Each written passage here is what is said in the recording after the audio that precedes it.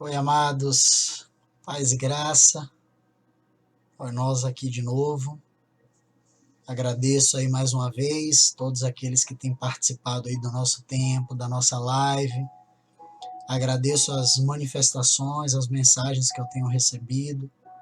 Fico muito feliz que de alguma forma a gente sabe que tem sido útil na vida de muitas pessoas e essas mensagens têm alcançado lugares que eu nem imaginava, pessoas que eu nem conhecia e que a gente tem se aproximado aí por conta desse tempo que a gente tem tido aqui toda semana. Então, muito obrigado. Nós estivemos aqui na semana passada conversando um pouco sobre o propósito eterno de Deus. Eu trouxe aqui o que eu estava chamando de panorama do propósito eterno de Deus. E eu sugiro para você que está assistindo essa live hoje, que caso você não tenha assistido a live da semana passada, você dê um pulo na live da semana passada, que ela fala sobre o panorama do propósito eterno de Deus, que é para que você consiga entender um pouco melhor o que eu vou trazer hoje, que é sobre a porta do reino de Deus. É uma continuação daquela palavra sobre o panorama do propósito eterno de Deus. Então, nada melhor do que a gente começar essa palavra de hoje fazendo a seguinte pergunta: qual é o propósito da vida? Nós precisamos entender qual é o propósito da vida. Tá? Por que você existe? Qual o objetivo? Né? Quando nós passamos pela nossa aula de ciências, nós aprendemos lá no nosso primário de que as plantas elas nascem, crescem, se reproduzem e morrem. E qual é o objetivo da nossa vida? Somente esse? Tem alguma coisa a mais aí, né? E aí a gente entra um pouco nesse panorama do propósito eterno de Deus, que é para nós entendermos de que Deus criou o homem para formar uma família. E o propósito de Deus sempre foi ter muitos filhos à sua imagem, conforme o seu caráter e a sua semelhança. Homens e mulheres que demonstrassem com suas vidas o amor de Deus, sua bondade, sua justiça, sua santidade. Tudo isso é o propósito eterno de Deus. E por isso que Adão e Eva foram criados à imagem e semelhança de Deus. E nós sabemos que cada ser vivo, ele se reproduz segundo a sua espécie. Então, o objetivo de Deus era que quando Adão e Eva se multiplicassem, eles reproduzissem filhos à imagem de Deus. Porque se Adão e Eva teriam a semelhança de Deus, os filhos de Adão e Eva também teriam. E essa seria a família de Deus. Então nós sabemos que quando Deus criou o homem, ele criou o homem com qualidade, né? Porque a partir do momento que ele disse, façamos o homem à nossa imagem, à nossa semelhança, ele estava criando ali o homem com qualidade. Mas ele também estava criando o homem em unidade, porque diz que homem e mulher os criou. E também deu a eles um poder para que eles se multiplicassem. Quando ele diz, olha, cresçam e se multipliquem. Então ali Deus teria quantidade, qualidade e unidade. Bom, o que eu posso dizer? Que a frase que eu posso usar para resumir essa verdade é que Deus quer ter uma família de muitos filhos semelhantes a Jesus. E isso nós podemos ver em Romanos, capítulo 28, Romanos 8, versículos 28 e 29. Diz assim, todas as coisas cooperam para o bem daqueles que amam a Deus, daqueles que são chamados segundo o seu propósito, propósito de Deus. Então quer dizer que Deus tem um propósito. E qual é o propósito de Deus? Versículo 29. Por quantos que de antemão conheceu, também os predestinou para serem conformes à imagem de seu Filho, a fim de que ele seja o primogênito, o primeiro entre muitos irmãos. Só que nós vimos também aqui na live passada de que houve um desvio no propósito de Deus. Porque no princípio o homem dependia única e exclusivamente da palavra, do conhecimento e do poder de Deus. O homem vivia um relacionamento de confiança, onde Deus vinha todo dia à tarde estar com o homem, vinha ter com o homem, vinha se relacionar com o homem, e Deus o instruía no caminho que deveria andar. Mas Deus também deu ao homem a possibilidade dele escolher entre continuar dependendo de Deus ou deixar o Senhor e passar a viver uma vida segundo sua própria vontade e pensamento. Deus colocou lá a árvore e falou assim, não coma. Deus deu ao homem o livre-arbítrio para escolher o que ele queria. Mas, desgraçadamente, o homem preferiu não continuar nesse estado de dependência de Deus. Né? Nós falamos sobre isso. O homem desobedeceu ao Senhor e ele recebeu a morte como uma consequência do seu pecado. E a palavra morte na Bíblia está ligada à ideia de separação. Tiago, capítulo 2, versículo 26, diz isso. Diz que com o corpo sem espírito é morto. Ou seja, a morte física ela ocorre quando o espírito do homem se separa do seu corpo. E a morte espiritual ela ocorre quando Deus é separado do homem por causa do pecado. Amados, Adão e Eva, eles se separaram de Deus, mas essas consequências do pecado de Adão e Eva não atingiram apenas eles, mas atingiram toda a raça humana.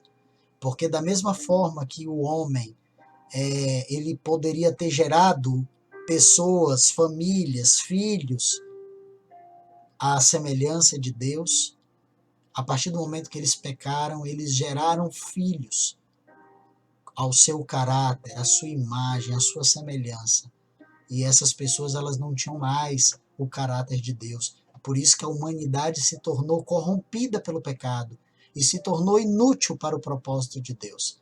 Nós conversamos sobre isso, os textos de Romanos 3:10, 3:12, 3:23, que fala sobre o pecado do homem. E aí, onde que nós estamos hoje? Nós precisamos trazer a restauração do propósito. Porque apesar do pecado, Deus nunca desistiu e Deus nunca mudou o propósito que ele tinha no início. Deus não tem diversos planos, Deus não tem diversos propósitos, Deus tem um plano. Deus tem um plano, é ter uma família de muitos filhos semelhantes a Jesus. E por isso que Deus abriu o caminho para que o homem voltasse para esse propósito. E esse caminho ele não é uma religião criada pelo homem. Esse caminho não é a igreja criada pelo homem, aquela igreja lá com templo, com parede. Não. Esse caminho é Jesus. Ele é o único que pode aproximar o homem de Deus. Jesus diz isso lá no Evangelho de João, capítulo 14, versículo 6. Aos que estão anotando, João 14, 6, Jesus diz, eu sou o caminho, eu sou a verdade, eu sou a vida. E ninguém se achega ao Pai, ninguém se aproxima do Pai, se não for por mim. Da mesma forma que pelo pecado de Adão, toda a raça humana se tornou inútil para o propósito de Deus, Deus está preparando uma nova raça, um novo povo, através de Cristo, no qual Cristo é o precursor, Cristo é o primeiro, Cristo é o principal. E é através dele que nós vamos conseguir cumprir o propósito de Deus. Ele é o único meio, amados. Jesus é o único meio. E somente através do novo nascimento, que Jesus ensinou a Nicodemos, lá na história dele, na conversa dele com Nicodemos, que ele falou, Nicodemos, se você não nascer de novo, você não pode ver o reino de Deus. Então, o único meio para fazer parte dessa nova raça é através do novo nascimento. E o novo nascimento ela acontece quando nós recebemos Jesus como nosso Senhor, não como nosso Salvador, mas como nosso Senhor, como nosso dono, como nosso Kyrios. E ele passa a ser o Senhor de nossas vidas. E a partir dali a gente passa a fazer parte de um exército de homens e mulheres rendidos ao Senhor, debaixo de uma nova vida e possibilitados a cumprir o propósito eterno de Deus. Então a pergunta que eu faço para vocês é: qual é a posição de vocês hoje dentro do propósito eterno de Deus? Nós precisamos compreender o propósito, entender o propósito, abraçar o propósito e, de uma maneira simples, nos colocarmos dentro do propósito eterno de Deus, para participarmos dele, para colaborarmos com o cumprimento dele. Que o Senhor ilumine os nossos olhos, para que nós possamos compreender a esperança do nosso chamamento, que está lá em Efésios capítulo 1, versículo 18. Amados, muitos irmãos, por anos, muitos cristãos têm vivido sem conhecer qual é o propósito, qual é o objetivo de Deus para com suas vidas. E eu conheço muita gente assim, gente que está na igreja, que está perdido, sem saber qual é o propósito eterno, o que Deus quer para eles. Porque muitos creem equivocadamente que a nossa meta como cristãos é chegar nos céus.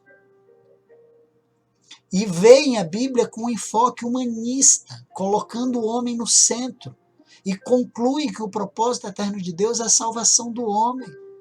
E a gente vê hoje o evangelho que está por aí, é um evangelho que coloca tudo girando em torno do homem, das necessidades do homem, sabe, de tudo. E a pregação é essa.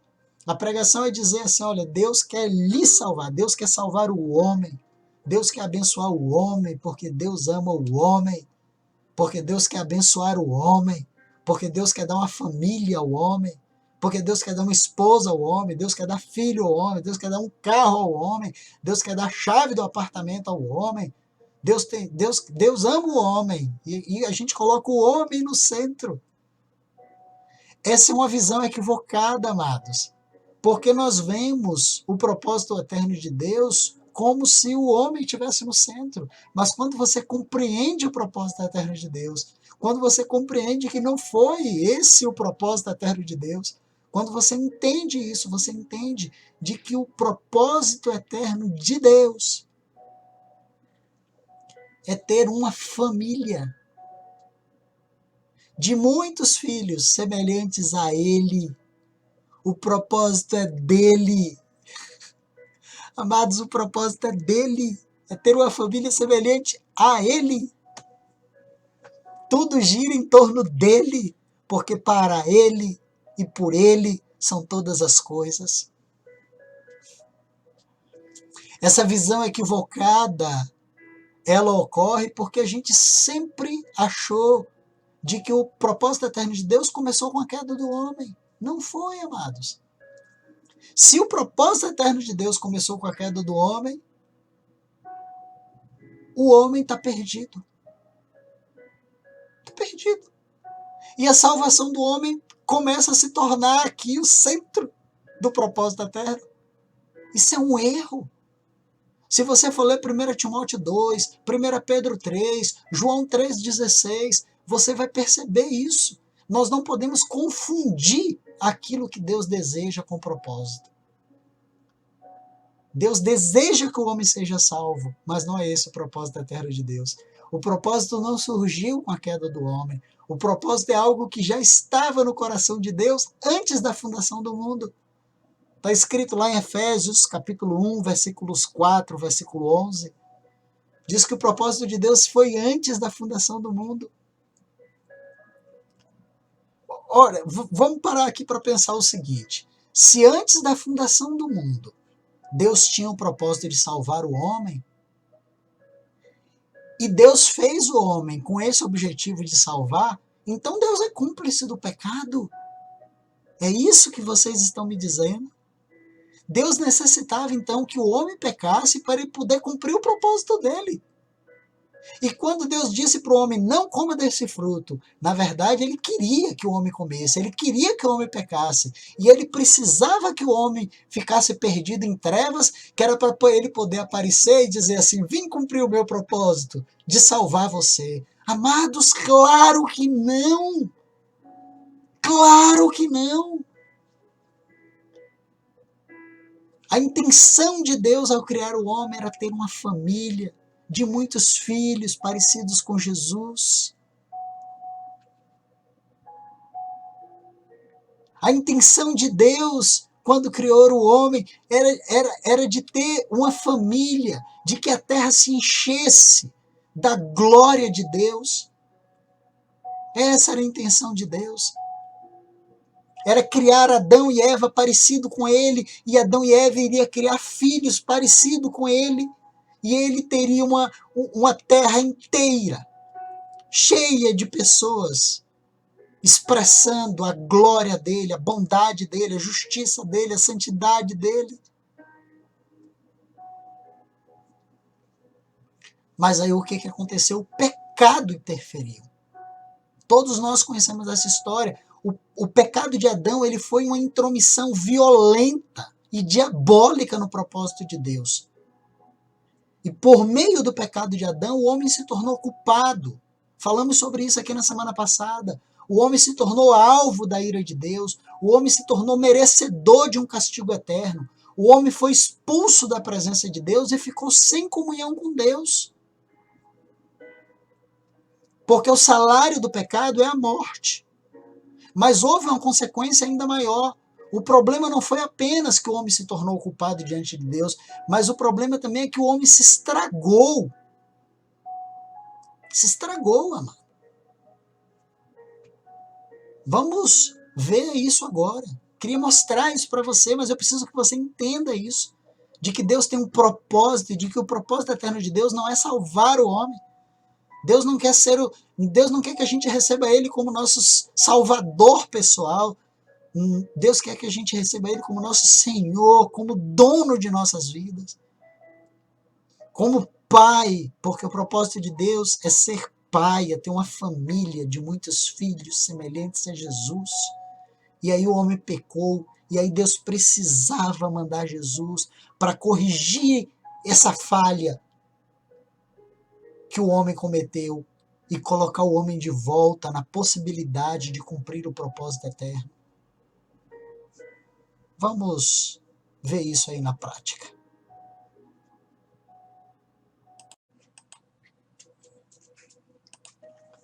Aqui eu volto a repetir de que a intenção de Deus, ela sempre foi de ter uma família de muitos filhos, semelhantes a Jesus, semelhantes ao Pai, e que essa família enchesse a terra, de forma que a glória e a autoridade de Deus, ela pudesse ser expressada. E que cada pessoa pudesse fazer parte desse propósito que Deus já tinha no coração, porque era um propósito eterno. O que nós percebemos aqui? É que o homem pecou. Nós sabemos disso. E o homem, ele não apenas se estragou, como por conta do pecado do homem, toda a humanidade ficou corrompida.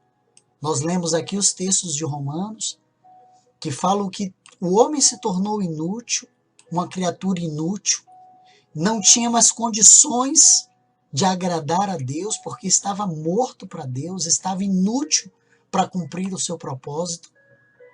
E nós sabemos o que aconteceu. Nós já sabemos de que o homem se reproduz segundo sua espécie, e de quando Adão se corrompeu, toda a descendência ficou arruinada. Mas nós também sabemos que Deus não desistiu do seu propósito. E de que, embora o homem tenha pecado, Deus transformou toda essa situação que o pecado trouxe.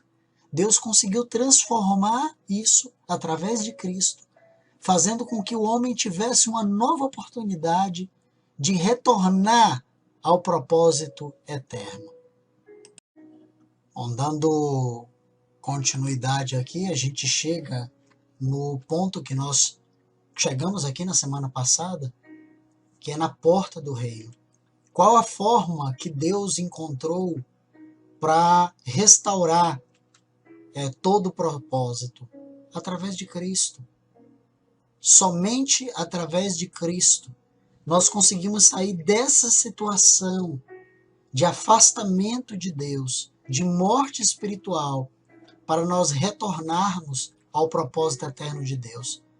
Atos capítulo 2, versículo 38, na linguagem de hoje, Pedro responde àquelas pessoas dizendo: arrependam-se.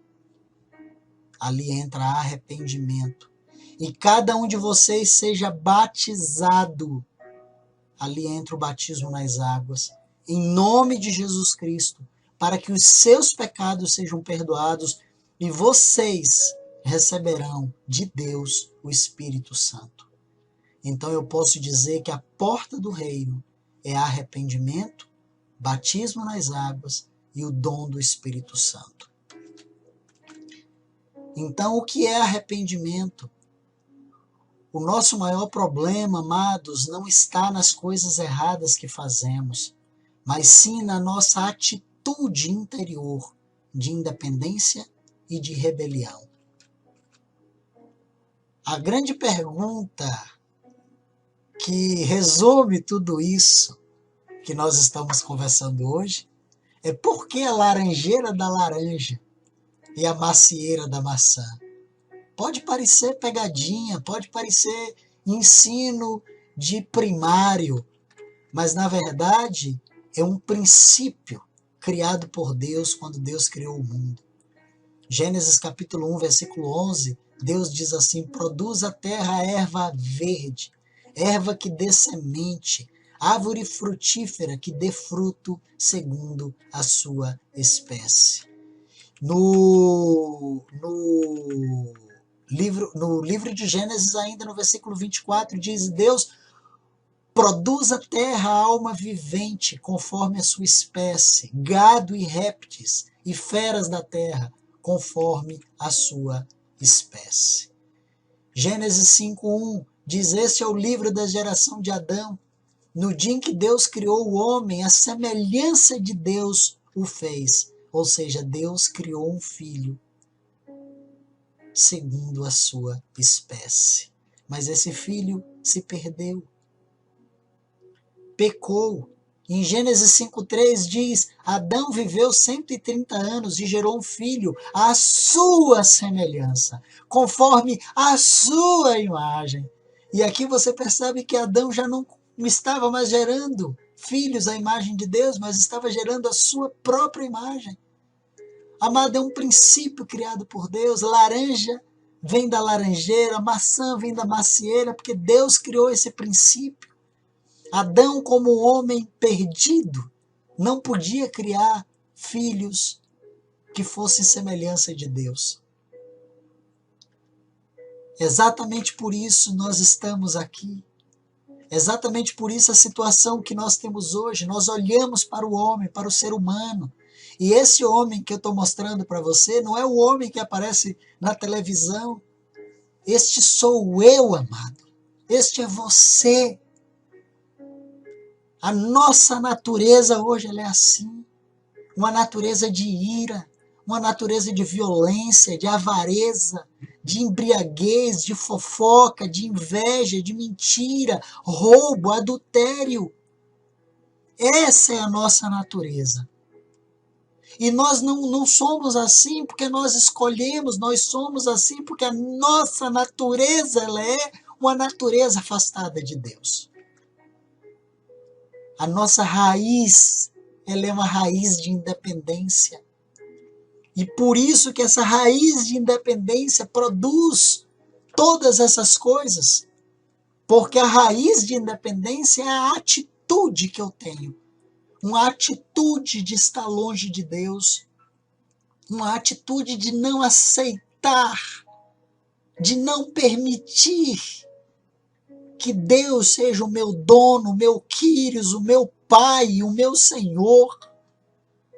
E essa atitude de independência, de ser dono do nariz, de dizer eu mando na minha vida, essa atitude produz atos, frutos.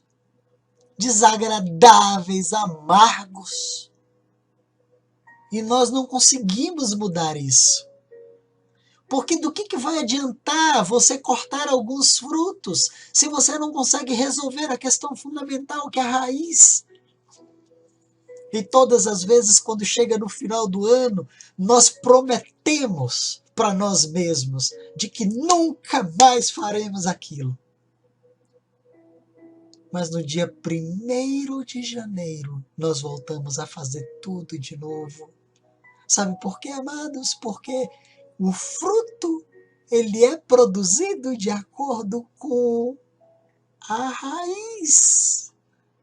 E nós temos uma raiz de independência, nós estamos afastados de Deus. Por isso que arrependimento é mudar a atitude, é mudar a maneira de pensar, é atingir a raiz. Arrependimento é você decidir. Arrependimento, amados, não é um sentimento, ele é uma decisão. É quando você diz, eu não quero mais viver dessa forma como eu estou vivendo. Eu preciso mudar de vida. Então, o que é arrependimento? Arrependimento é mudar a maneira de pensar, é deixar de ser independente para passar a ser dependente de Deus.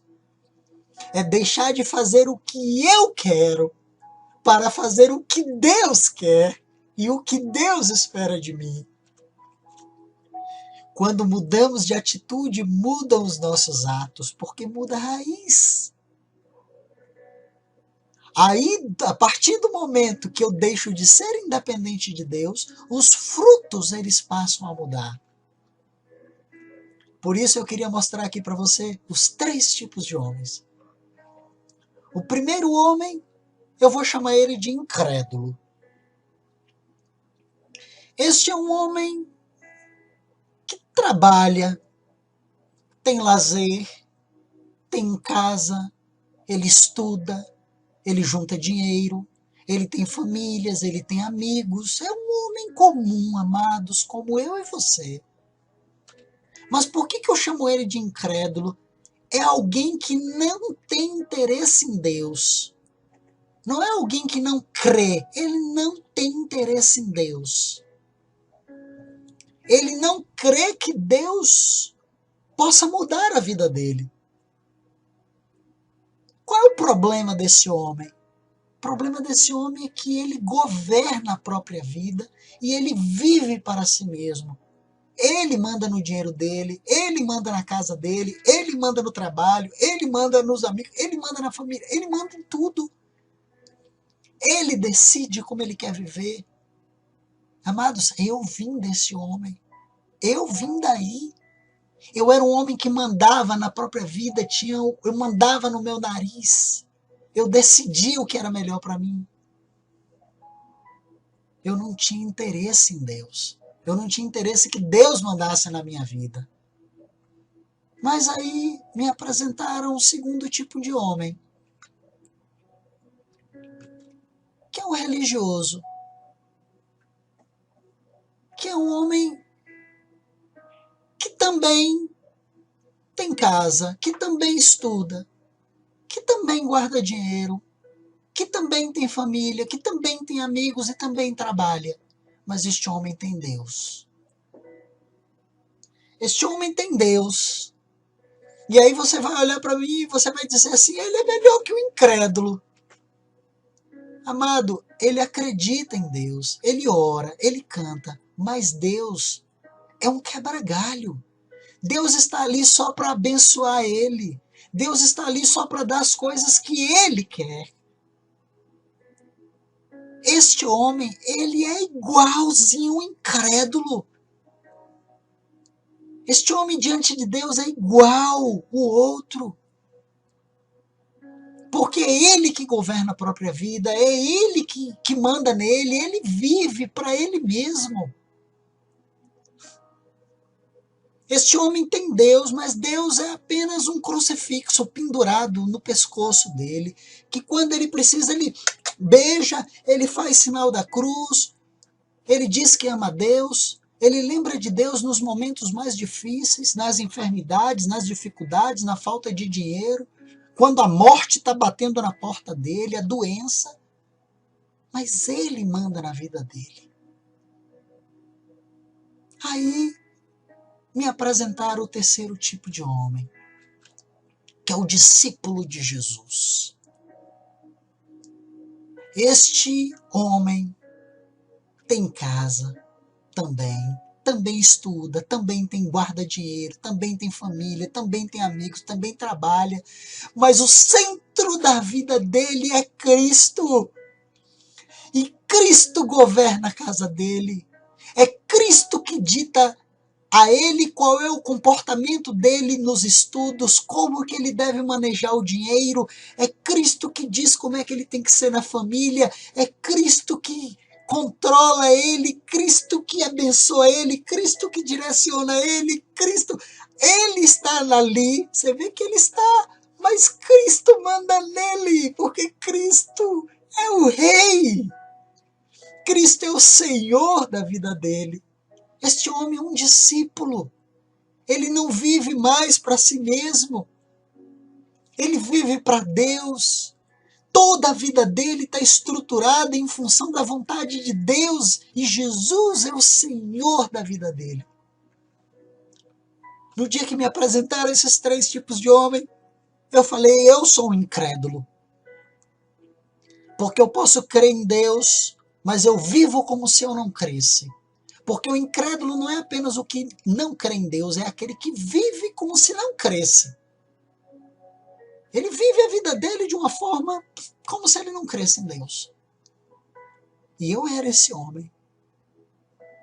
E quando me apresentaram esses três tipos de homens, eu falei, eu não quero ser um religioso. Eu não quero ser. Porque me apresentaram este homem e apresentaram o texto de Apocalipse que diz que Deus abomina esse tipo de homem. Que Deus tem vontade de vomitar, porque ele não é nem frio e nem quente, ele é morno. Eu falei, eu não quero ser esse homem. Eu quero seguir a Cristo, mas eu quero que Cristo seja o Senhor da minha vida.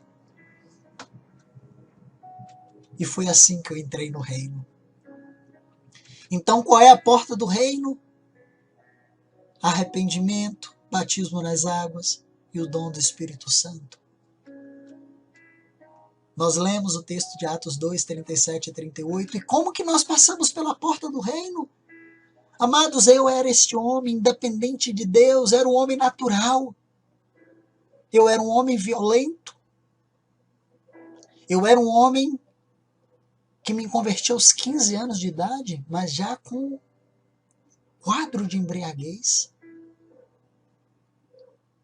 de inveja, de mentira, de roubo. Coisas terríveis. Que por mais que eu prometesse que eu nunca mais ia fazer, eu fazia. O que precisava fazer? Essa raiz tinha que ser arrancada. E tinha que ser plantada no lugar dela uma nova raiz para nascer um novo homem. E foi assim que, através do batismo, através do novo nascimento, eu me tornei um outro homem. E foi depositado em mim a semente da dependência de Deus. E ali eu passei a aprender a depender de Deus. E me tornei um homem espiritual. Um homem manso. Um homem amoroso. Honrado. Com paz, sobriedade. Um homem vivendo em santidade. Trabalhador, mas falando sempre a verdade. Generoso. E todas essas coisas não vieram de mim mesmo. Eu nunca tive condições de desenvolver nenhum desses frutos na minha vida. Todos eles foram produzidos por Cristo. A partir do momento que eu decidi que Ele seria o Senhor da minha vida, e que Ele iria me ajudar, e que Ele iria me governar. Essa semente foi plantada, amados. E só assim eu consegui mudar e dar frutos. Este homem morreu, este velho Paulo morreu. Através do arrependimento, eu desisti de ser independente de Deus. Fui batizado nas águas, morri para o pecado, nasci de novo para Deus. Colossenses 1,13 diz que ele nos resgatou do domínio das trevas e nos transportou para o reino do seu Filho amado. E para sair do domínio das trevas, amados, só morrendo. E para entrar no reino de Deus, só nascendo de novo. Isso é batismo. E aí nasceu um novo homem, que recebeu poder para viver agradando a Deus. Recebeu dons do Espírito Santo. Recebeu graça, recebeu unção. Por isso que hoje eu não preciso sair correndo atrás de bênção, de ser abençoado, de ganhar coisas, de receber coisas de Deus, porque Deus já me deu a coisa que eu mais precisava, que era a vida de Cristo. E através da vida de Cristo, todas as outras coisas foram sendo acrescentadas. E quem me conhece hoje olha para mim e diz assim: eu admiro você porque você é um pai tão honrado, você cuida bem dos seus filhos, você tem uma família tão linda, você é um homem assim manso. Meus colegas de trabalho dizem assim: você é tão manso, tão tranquilo, você não revida, você não julga mal, sabe? Você não é orgulhoso, você é manso, você é... Amados, quem me conhece hoje não sabe de onde eu vim. Não sabe a desgraceira que era a minha vida. E só o Senhor é que foi capaz. E quando eu escuto isso, eu não consigo ter no meu coração nenhum sentimento de orgulho, de dizer que bom que eu sou tudo isso. Porque eu sei de onde eu vim. E eu sei que foi o poder transformador do Espírito Santo que me colocou debaixo da autoridade de Cristo. E é através dele que o Senhor tem me mudado dia após dia. E todas as vezes que eu chego no trabalho, todas as vezes quando eu estou em algum lugar, quando as pessoas me perguntam: como você está? Eu respondo: eu estou melhor do que eu mereço. Quem me conhece já sabe que eu uso essa frase, porque, amado, se Deus fosse me dar o que eu merecia, eu estava frito, torrado, esturricado no fogo do inferno. Mas o Senhor teve misericórdia de mim. E algumas pessoas podem dizer assim para mim: ah, você se arrependeu, mas você ficou triste? Porque eu estou muito triste, com muito remorso pelos pecados que eu cometi. Isso é arrependimento? A palavra fala em 2 Coríntios 7,9, a tristeza segundo Deus, ela produz um arrependimento que leva à salvação e não remorso. Mas a tristeza segundo o mundo produz morte. Por isso que você está sentindo não é arrependimento. Arrependimento não é um sentimento. Algumas pessoas ficam tristes por causa das consequências dos seus pecados ou pelo fato de ter sido pega no flagra. Outras pessoas ficam tristes, não pela atitude, mas pelo que aconteceu. Arrependimento é tristeza pela atitude. É tristeza pela pessoa que você é. É tristeza pelo ser humano que você se tornou. De você dizer: eu estou longe de Deus, eu preciso mudar, eu preciso ser restaurado, eu preciso de uma nova vida. E se eu quiser tentar mudar minha atitude sem passar pela porta? Olha, eu quero dizer uma coisa para você. Toda virada de ano eu tentava isso. Toda virada de ano eu fazia promessas. Nunca consegui. Isaías 64,6 diz: nós somos como impuros, todos nós. E todos os nossos atos de justiça são como trapos imundos, trapos de imundície. Muitas pessoas tentam com suas próprias forças tornarem-se pessoas melhores, mudarem o estilo de vida, fazer respiração, técnicas de respiração para ficarem mais tranquilas, para ver se controlam. Amados, todo esforço próprio traz consigo uma raiz de autojustiça, que é algo que não reconhece a necessidade de arrependimento pelo pecado. Nós precisamos reconhecer de que necessitamos do arrependimento. Eu preciso me arrepender, eu preciso mudar de vida, eu preciso que Jesus seja o Senhor da minha vida. Eu preciso. Qualquer tentativa sua fora disso é autojustiça. E aí algumas pessoas podem me dizer assim, mas eu me tornei uma pessoa religiosa. Tornar uma pessoa religiosa faz a sua atitude mudar? Mateus 3, de 7 a 8. Diz assim, quando viu que muitos fariseus e saduceus vinham para onde ele estava batizando, disse-lhes, raça de víboras, quem lhe deu a ideia de fugir da ira que se aproxima? Deem frutos que mostrem o arrependimento. Amados, leiam Mateus 3, 7, 8. Jesus não quer que você seja religioso, Jesus não quer uma capa de aparência. Como eu vejo muitas pessoas posando de boazinhas, de santinhas, dizendo eu sou pastor, porque eu sou diácono, porque eu ajudo na igreja. Amados, deem frutos. Frutos que provem, que mostrem que vocês se arrependeram. Jesus estava falando ali a dois tipos de pessoas, os fariseus e os saduceus. Os fariseus eram uma classe espiritual religiosa. E os saduceus eram uma classe espiritual política. E Jesus diz, nem religião, nem política, nenhum de vocês dois prestam. Eu quero fruto, mudança de vida. Os fariseus, eles eram extremamente religiosos, extremamente, nos comportamentos, nas práticas. A palavra fala que eles davam o dízimo da hortelã e do coentro. Eles jejuavam, eles oravam, e eles tinham muitas cerimônias religiosas, em vários horários, em vários dias da semana, várias vezes, mas eles nunca se arrependeram. E Jesus não se deixou ser enganado por eles. Alguns podem dizer, eu tenho um conhecimento bíblico, eu conheço muitas coisas, eu creio em Deus. Significa que eu passei pela porta?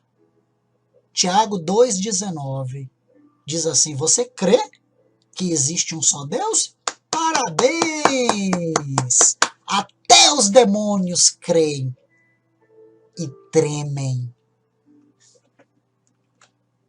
A posse de um conhecimento intelectual de verdade não garante necessariamente que a verdade tenha se tornado uma realidade viva em nossa vida. Crermos com a nossa mente e crermos com o nosso coração são duas coisas completamente diferentes. Amados, eu preciso que vocês creiam com a mente, mas creiam com o coração. Quais as características das pessoas verdadeiramente arrependidas? Quais são os frutos do arrependimento? Olha, mudança de pensamento.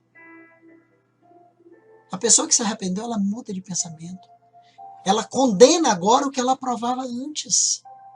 Ela passa a ver as coisas através dos olhos de Deus. E ela quer fazer a vontade de Deus. E ela quer ser dirigida por Deus.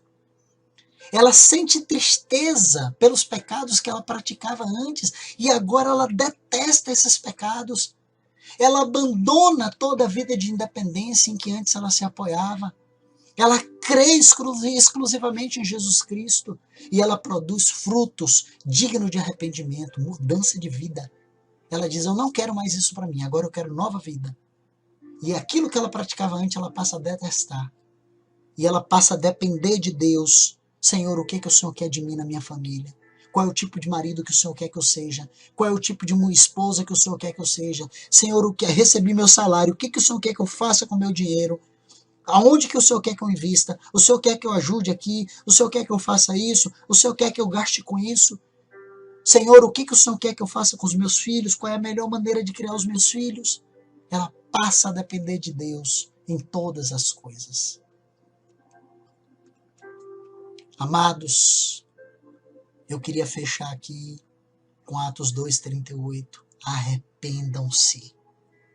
E cada um de vocês seja batizado em nome de Jesus Cristo, para que os seus pecados sejam perdoados e vocês recebam o Espírito Santo. Pois é, maninhos, maninhas, Assim é o fim da minha palavra hoje, esse tempo que a gente compartilhou aqui. Quero que vocês entendam, compreendam de que Deus tem um propósito, de que o propósito de Deus é eterno, de que o propósito de Deus não é salvar o homem. Deus quer salvar o homem para que o seu propósito seja cumprido. Amém? É importante a gente entender isso. E a gente entender que nós só vamos cumprir o propósito de Deus se nós nascermos de novo. E esse novo nascimento, ele passa pela porta. E a porta é arrependimento, batismo nas águas e dom do Espírito Santo. E quem passa pela porta tem a prova que passou pela porta. E qual é a prova que você tem que passou pela porta? Mudança de vida. Apresente os frutos, mostre com os frutos de que você passou pela porta. E aí nós mostramos os frutos de mudança de vida. Das pessoas olharem para nós e dizerem assim, verdadeiramente, você não é incrédulo, você não é religioso, você é um discípulo. Porque a sua vida, ela tem sido igual a Jesus. Lembram do episódio de Pedro? Pedro nega Jesus. Em um dos momentos que Pedro está negando Jesus, Jesus está preso. E tem ali várias pessoas diante de uma fogueira. E aparece uma mulher e diz assim, você é um deles. E Pedro diz, não, eu não sou. E a mulher diz, você é um deles porque o teu comportamento te denuncia. Ah, meu Deus, como eu anseio ouvir isso durante o meu trabalho, aonde eu estou, aonde eu passe, as pessoas olhem para mim e me digam assim, você é cristão? Você é discípulo de Cristo? E eu digo, por que você está dizendo isso? Porque o teu modo de viver te denuncia de que você andou com Cristo, de que você conhece Ele, de que você experimentou dele, de que a vida dele está em você, você tem o cheiro dele. Oh, amados, isso é o sonho de qualquer homem, de qualquer mulher que sonha, que deseja, que anela ter uma vida profunda com Deus. E é isso que eu quero te animar neste dia, nessa tarde, nessa noite, no horário aí que você está assistindo esse vídeo. De que você deseje no seu coração ser cheio de Deus, de que você deseje ter uma vida com Cristo, de que você deseje experimentar de um discipulado com Cristo, de uma vida nova, de uma nova experiência, de mudar de vida, de ter todas esses frutos arrancados e de ter uma nova planta plantada, uma semente ali, o sêmen de Deus, a semente colocada, onde vai nascer uma nova árvore com frutos novos. E as pessoas vão provar desse fruto e dizer que coisa deliciosa. O que é isso aqui? Bondade? E esse aqui? Mansidão? E isso aqui? Domínio próprio? E você vai dizer, não, esses frutos, eles foram plantados pelo Senhor. O Senhor, eu fui enxertado nele. E esses frutos, eles são frutos da oliveira. Amado, mude de vida. Se arrependa, seja batizado, receba o poder do Espírito Santo e mude de vida. Dê frutos de que prove de que você é um discípulo. Amém? Quero te fazer esse convite. Busque alguém que possa te ajudar. Busque alguém que possa lhe indicar o caminho de ser um discípulo, não de ser um religioso, de participar de uma religião. Mas procure alguém, tá bom? Procure alguém. Se tiver interesse, me procura aí que eu vou te colocar em contato com pessoas que podem te ajudar. Que o Senhor te conduza a caminhos mais altos. Em nome de Jesus. Beijo no coração.